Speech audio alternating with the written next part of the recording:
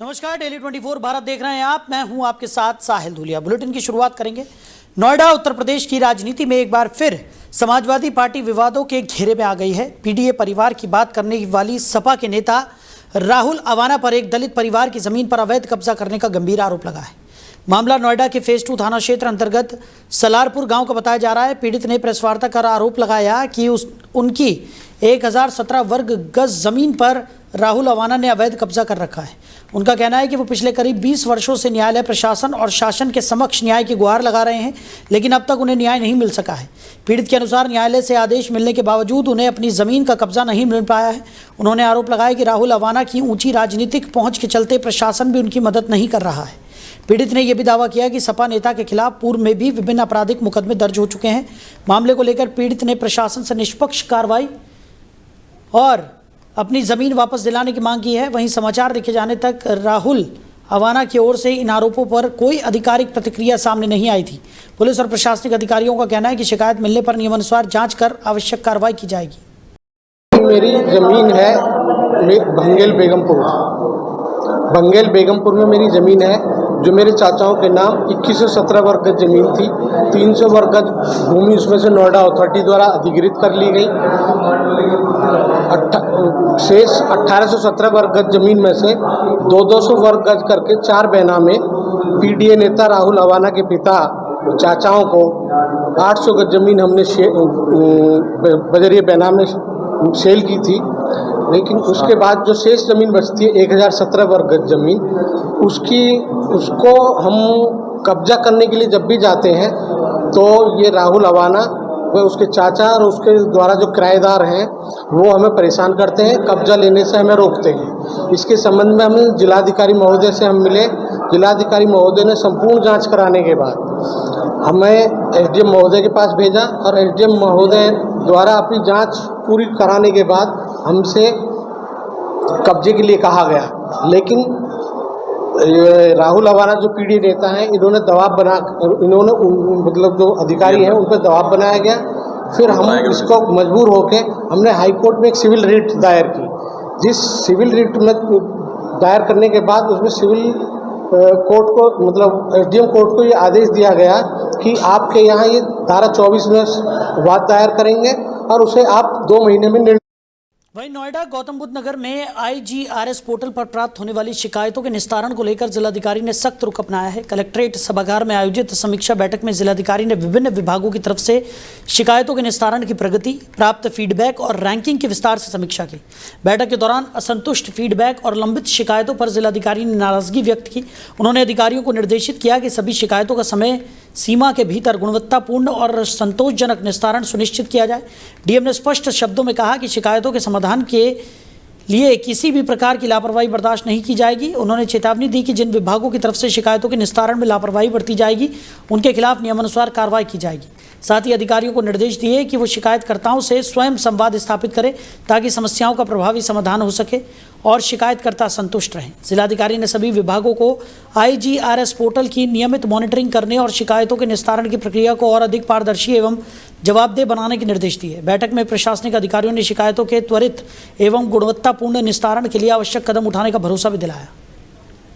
वहीं north east Delhi के यमुना खादर इलाके में दिल्ली पुलिस की क्राइम ब्रांच और बदमाशों के बीच हुई मुठभेड़ के बाद राशिद हत्याकांड में शामिल 2 आरोपियों को गिरफ्तार कर लिया गया। गिरफ्तार बदमाशों की पहचान आतिफ और इस्माइल के रूप में हुई है। पुलिस कार्रवाई के दौरान दोनों आरोपियों के पैर में गोली लगने की भी जानकारी सामने आई है।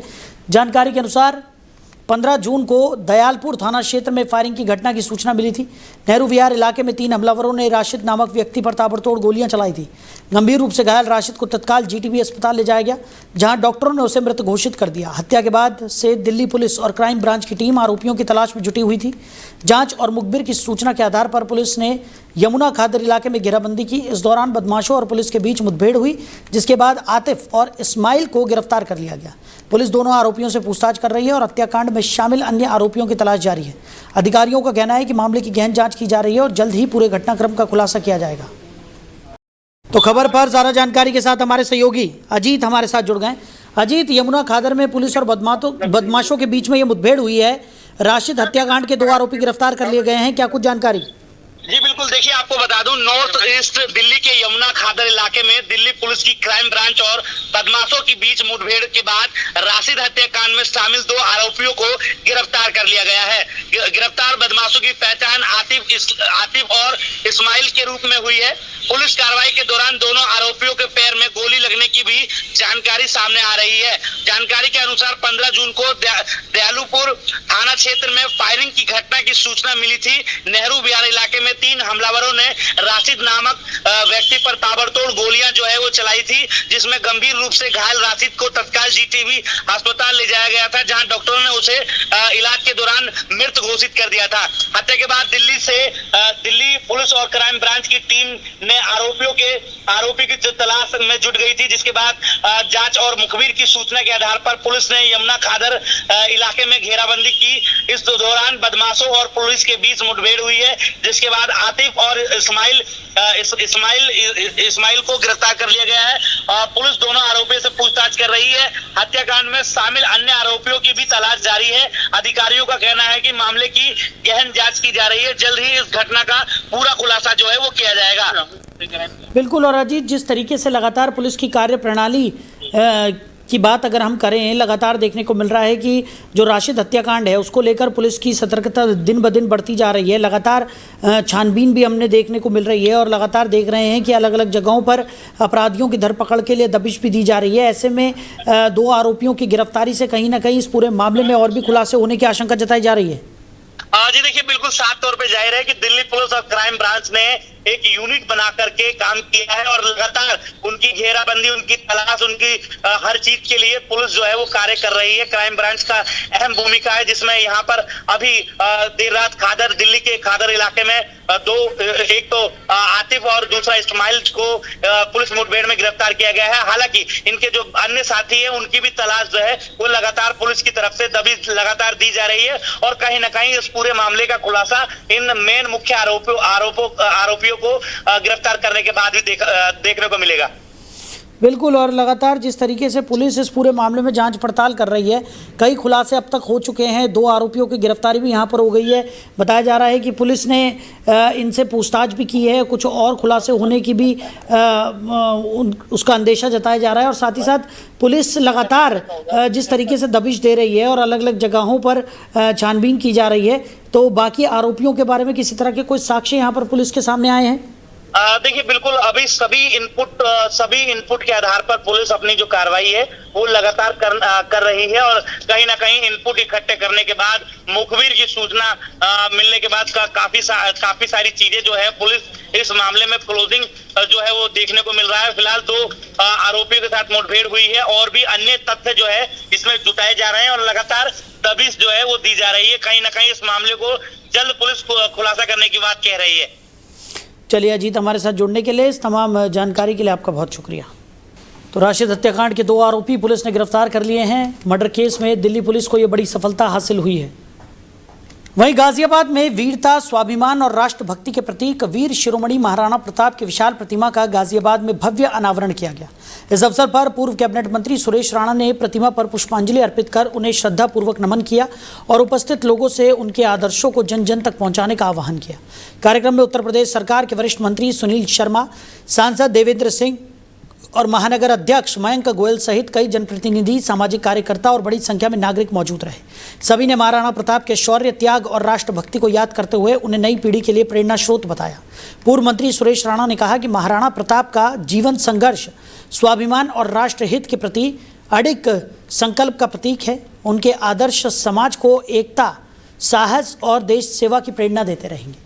समारोह के दौरान उपस्थित जन समूह ने महाराणा प्रताप के जयघोष के साथ देशभक्ति का संदेश दिया। कार्यक्रम में सफल आयोजन पर सुरेश राणा ने सभी आयोजकों और नागरिकों का आभार व्यक्त किया। वहीं नोएडा के महामाया फ्लाईओवर के पास रविवार को हुए दर्दनाक स्लीपर बस हादसे में घायल 1 महीने की मासूम बच्ची की उपचार के दौरान मौत हो गई। फर्रुखाबाद से दिल्ली जा रही निजी स्लीपर बस चालक को झपकी आने के कारण अनियंत्रित होकर डिवाइडर से बस टकरा गई और पलट गई थी। हादसे में कुल 17 यात्री घायल हो गए थे, जिनमें 1 महीने की तन्वी गंभीर रूप से घायल हो गई थी। हादसे के बाद बच्ची को बेहतर इलाज के लिए दिल्ली के एक अस्पताल में भर्ती कराया गया था, जहां चिकित्सकों की तमाम कोशिशों के बावजूद उसने दम तोड़ दिया। मासूम की मौत की खबर मिलते ही परिवार में मातम छा गया। परिजनों का रो रो कर बुरा हाल है। मृतका के पिता सुल्तान सिंह ने थाना फेज 1 में बस चालक के खिलाफ शिकायत दर्ज कराई है। पुलिस ने शिकायत के आधार पर मुकदमा दर्ज कर जांच शुरू कर दी है। अधिकारियों का कहना है कि मामले की सभी पहलुओं से जांच की जा रही है और जांच के आधार पर आगे की वैधानिक कार्रवाई की जाएगी। इस हादसे ने एक बार फिर सड़क सुरक्षा और चालक की लापरवाही पर गंभीर सवाल खड़े कर दिए। वहीं ग्रेटर नोएडा जनपद स्तरीय सब जूनियर स्विमिंग प्रतियोगिता का आयोजन बिसरख स्थित ओलंपिया अकेडमी में सफलतापूर्वक संपन्न हुआ। प्रतियोगिता का शुभारंभ जिलाधिकारी ने किया। इस अवसर पर उन्होंने खिलाड़ियों का उत्साहवर्धन करते हुए खेलों के महत्व पर प्रकाश डाला और विजेता प्रतिभागियों को पदक पहनाकर सम्मानित भी किया। प्रतियोगिता में जनपद के विभिन्न विद्यालयों एवं प्रशिक्षण केंद्रों से आए बालक और बालिका खिलाड़ियों ने पूरे उत्साह और खेल भावना के साथ हिस्सा लिया। तैराकों ने अपनी प्रतिभा का उत्कृष्ट प्रदर्शन करते हुए प्रतिस्पर्धा को रोमांचक बना दिया। जिलाधिकारी ने कहा कि खेल बच्चों के शारीरिक, मानसिक और व्यक्तित्व विकास का महत्वपूर्ण माध्यम है। उन्होंने खिलाड़ियों को नियमित अभ्यास और अनुशासन के साथ आगे बढ़ने के लिए प्रेरित किया। प्रतियोगिता स्वस्थ प्रतिस्पर्धा, अनुशासन और शानदार प्रदर्शन के बीच शांतिपूर्ण और गरिमापूर्ण वातावरण में संपन्न हुई। प्रभारी जिला क्रीड़ा अधिकारी डॉक्टर परवेज अली के निर्देशन में प्रतियोगिता का सफल आयोजन किया गया। अंत में विजेता खिलाड़ियों को सम्मानित कर उनके उज्जवल भविष्य की कामना की गई। साथ ही सभी प्रतिभागियों के प्रयासों की सराहना भी की गई। वहीं ग्रेटर नोएडा जेवर पुलिस ने तत्परता और सतर्कता का परिचय देते हुए 4 वर्षीय गुमशुदा बच्ची को महज 40 मिनट के अंदर सकुशल बरामद कर लिया और उनके परिजनों को सौंप दिया।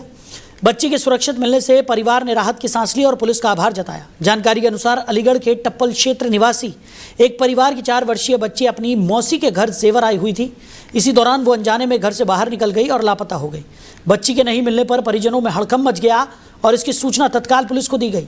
सूचना मिलते ही जेवर पुलिस ने बिना समय गंवाए खोजबीन अभियान शुरू किया। पुलिस टीम ने आसपास के क्षेत्रों में तलाश करते हुए बच्ची की खोज के लिए तेजी से कार्रवाई की। लगातार प्रयासों के बाद पुलिस ने मात्र 40 मिनट के अंदर बच्ची को सकुशल बरामद कर लिया। इसके बाद बच्ची को सुरक्षित उनके परिजनों को सुपुर्द कर दिया गया। पुलिस की इस त्वरित कार्रवाई की स्थानीय लोगों और परिजनों ने सराहना की। अधिकारियों ने कहा कि आमजन की सुरक्षा और सहायता के लिए पुलिस हमेशा तत्पर है। साथ ही किसी भी आपात स्थिति में तुरंत सूचना देने से बेहतर परिणाम मिलते हैं। वहीं थाना भवन क्षेत्र के थाना नोजल में चोरों ने किसानों को बड़ा झटका देते हुए खेतों पर लगे 2 विद्युत ट्रांसफार्मरों से लाखों रुपए की कीमती सामान चोरी कर लिया है। घटना के बाद क्षेत्र के दर्जनों किसानों की सिंचाई व्यवस्था पूरी तरह प्रभावित हो गई है, जिससे फसलों पर संकट गहरा गया है। किसानों ने गांव के पूर्व प्रधान अनिरुद्ध के नेतृत्व में बिजली घर पहुंचकर अधिकारियों से जल्द समाधान की मांग की। जानकारी के अनुसार गाँव नोज निवासी किसान रविंद्र पुत्र रोहतास और नकली पुत्र साबिर के खेतों पर विद्युत विभाग के ट्रांसफार्मर लगे हुए हैं। बुधवार सुबह किसान खेतों पर पहुंचे तो दोनों ट्रांसफार्मरों के खोखे टूटे हुए मिले और उनमें लगा कीमती सामान गायब था। किसानों के मुताबिक चोरी हुए सामान की कीमत करीब 1.90 लाख रुपए है। ट्रांसफार्मरों से सामान चोरी होने के कारण कई किसानों के खेतों की बिजली आपूर्ति बाधित हो गई है। धान समेत अन्य फसलों की सिंचाई रुक जाने से किसानों में फसल खराब होने की आशंका बढ़ गई है। समस्या से परेशान किसान पूर्व प्रधान अनिरुद्ध के नेतृत्व में थाना भवन बिजली घर पहुंचे और एसडीओ विकास कुमार से मुलाकात कर जल्द नए ट्रांसफार्मर लगाने की मांग की। एसडीओ विकास कुमार ने बताया कि जेई सौरभ सक्सेना की तरफ से थाना भवन थाने में घटना की रिपोर्ट दर्ज कराई जा रही है। उन्होंने किसानों को आश्वस्त किया कि जल्द नए ट्रांसफार्मर लगवाकर विद्युत आपूर्ति बहाल करने का प्रयास किया जाएगा। किसानों ने त्वरित कार्रवाई की मांग करते हुए जल्द समाधान की उम्मीद जताई है।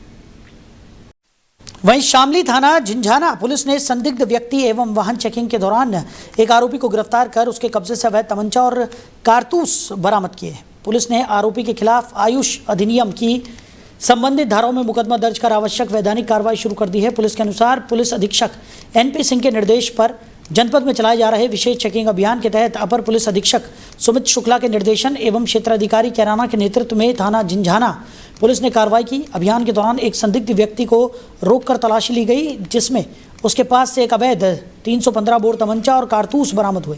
गिरफ्तार अभियुक्त की पहचान मुरसलीन पुत्र जाकिर निवासी ग्राम धलापड़ा थाना गंगोह जनपद सहारनपुर के रूप में हुई है। बरामदगी के आधार पर आरोपी के खिलाफ थाना झिंझाना में मुकदमा दर्ज किया गया है। पुलिस के मुताबिक मुरसलीन का आपराधिक इतिहास भी लंबा है। उसके खिलाफ सहारनपुर और शामली जनपद के विभिन्न थानों में अवैध शस्त्र, आबकारी अधिनियम, लूट, हत्या के प्रयास, चोरी का माल रखने और एनडीपीएस एक्ट समेत 1 दर्जन से अधिक मुकदमे दर्ज हैं। इस कार्रवाई में उप निरीक्षक Sandeep Kumar, head constable Lakshendra, head constable Pradeep Kumar की महत्वपूर्ण भूमिका रही। पुलिस अधिकारियों ने बताया कि जनपद में अपराधियों और अवैध गतिविधियों के खिलाफ अभियान आगे भी लगातार जारी रहेगा। वहीं शामली थाना कोतवाली शामली पुलिस ने चोरी की मोटरसाइकिल के मामले में महत्वपूर्ण सफलता हासिल करते हुए पुलिस अभिरक्षा में लिए गए अभियुक्त की निशानदेही पर चोरी की गई बाइक बरामद कर ली है। बरामदगी के संबंध में पुलिस की तरफ से आवश्यक वैधानिक कार्रवाई की जा रही है। पुलिस के अनुसार 28 अप्रैल 2026 को मोहल्ला पंसारियान निवासी सावेज पुत्र वकील ने अपनी स्प्लेंडर प्लस मोटरसाइकिल चोरी होने की शिकायत कोतवाली शामली में दर्ज कराई थी। शिकायत के आधार पर अज्ञात चोरों के खिलाफ मुकदमा दर्ज कर जांच शुरू की गई थी। जांच के दौरान 17 जून को पुलिस ने ग्राम लिलोन निवासी नदीम पुत्र अयूब को अभिरक्षा में लेकर पूछताछ की। पूछताछ में मिली जानकारी के आधार पर उसकी निशानदेही पर चोरी की गई स्प्लेंडर प्लस मोटरसाइकिल बरामद कर ली गई।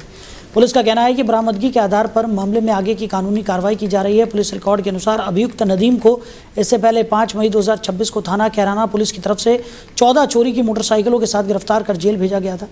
उसके खिलाफ शामली, कांदला और कैराना थानों में मारपीट, चोरी, एनडीपीएस एक्ट और अन्य आपराधिक धाराओं से संबंधित कुल 6 मुकदमे दर्ज बताए जा रहे हैं। पुलिस अधिकारियों ने कहा कि चोरी और अन्य आपराधिक गतिविधियों में संलिप्त अपराधियों के खिलाफ अभियान लगातार जारी रहेगा और कानून व्यवस्था बनाए रखने के लिए सख्त कार्रवाई की जाएगी। वहीं गौतम बुद्ध नगर में दैनिक श्रमिकों के स्वास्थ्य संरक्षण को लेकर जिलाधिकारी मेधा रूपम की अध्यक्षता में समीक्षा बैठक आयोजित की गई। बैठक में जनपद के विभिन्न क्षेत्रों में कार्यरत श्रमिकों को बेहतर स्वास्थ्य सुविधाएं उपलब्ध कराने को लेकर विस्तृत चर्चा हुई। जिलाधिकारी ने निर्देश दिए कि निर्माण स्थलों, औद्योगिक इकाइयों और अन्य कार्यस्थलों पर कार्यरत श्रमिकों को उनके आवासीय क्षेत्रों के निकट स्वास्थ्य सुविधाएं सुनिश्चित की जाएं ताकि उन्हें समय पर इलाज मिल सके और किसी प्रकार की स्वास्थ्य समस्या गंभीर न हो। उन्होंने कहा कि श्रमिकों के लिए नियमित स्वास्थ्य जांच शिविर और चिकित्सा सहायता केंद्र स्थापित किए जाएं, जहां समय समय पर स्वास्थ्य परीक्षण की व्यवस्था की जाए। इसके साथ ही स्वास्थ्य विभाग की टीमों, चिकित्सकों और पैरामेडिकल स्टाफ की नियमित तैनाती सुनिश्चित करने के निर्देश भी दिए गए। बैठक में यह भी निर्णय लिया गया कि श्रमिक बाहुल क्षेत्रों का सर्वे कर उनका नक्शा तैयार किया जाएगा और वहाँ विशेष स्वास्थ्य शिविर लगाने की योजना बनाई जाएगी।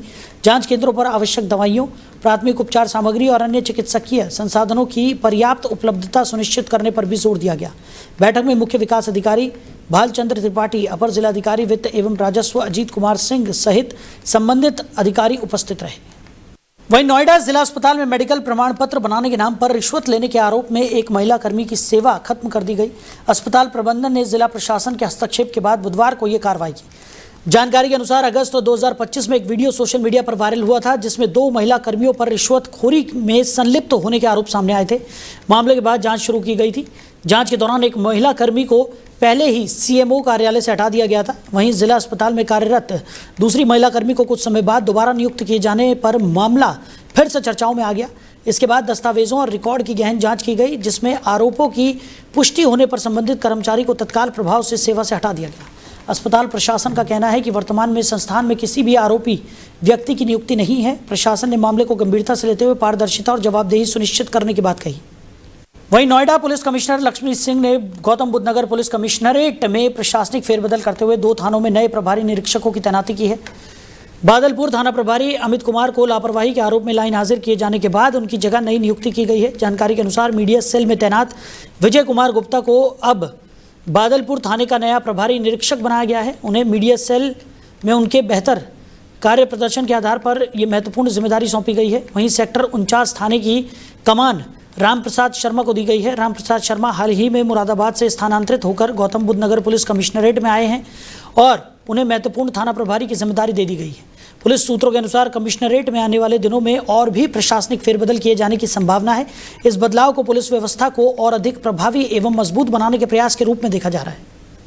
नोएडा में जल विभाग के नाम पर साइबर ठगी का मामला सामने आया है जिसमें जालसाज लोगों को फर्जी संदेश भेजकर उन्हें निशाना बना रहे हैं। ठग पानी का बकाया बिल जमा न होने और कनेक्शन काटने की धमकी देकर लोगों से धोखाधड़ी कर रहे हैं। जानकारी के अनुसार व्हाट्सएप के माध्यम से फर्जी लिंक और एपीके फाइल भेजकर उपभोक्ताओं को भ्रमित किया जा रहा है। जैसे कोई व्यक्ति इन लिंक पर क्लिक करता है उनके मोबाइल डिवाइस के हैक होने का खतरा बढ़ जाता है।